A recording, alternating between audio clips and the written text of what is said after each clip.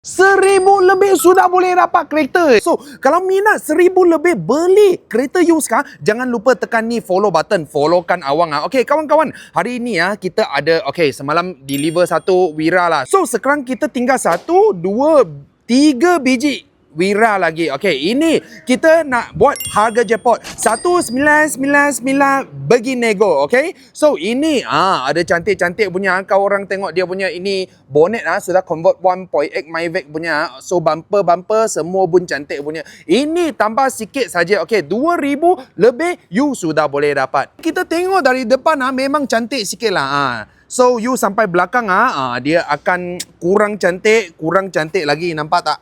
So ini kereta dia semua cat original lagi lah. Belum karat lagi apa-apa, tapi yang pakai manual lah. Rear man use 3 pedal kawan-kawan. So leather original kita semua sekali bagi Ini harga jackpot punya 1999 latang dengan ada sport rim go punya. Ini kalau bagi timbang banyak mahal punya yang ingat siapa? Shinchan. Okay?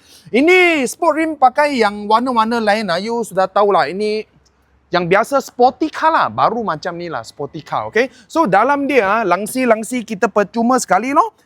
Ini yang auto punya. Dengan latang ada DVD touchscreen player. Selain auto kan kita ada satu lagi ini pun auto punya. Ini you jangan tengok dia macam ada cat kurang cantik punya lah. Tapi itu ex-owner sudah tolong kita cat lah. Okay, jadi sudah okay sikit lah. So ini kita pun nak jual 3,000 lebih macam tu lah. Ini tahun baru sikit punya. 2,000 lebih punya auto. Okay, yang latang special edition punya lah. You tengok dia punya bumper, dia punya sport rim semua asal yang SE punya.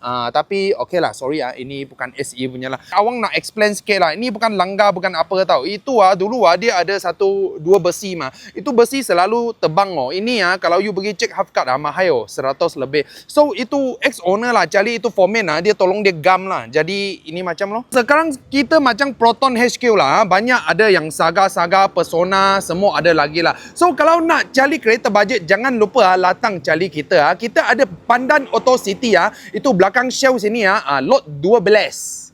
Ini yang kita punya kedai. Nak cari kereta harga jackpot, jangan lupa tekan follow button, followkan Awang. Latanglah cari Awang.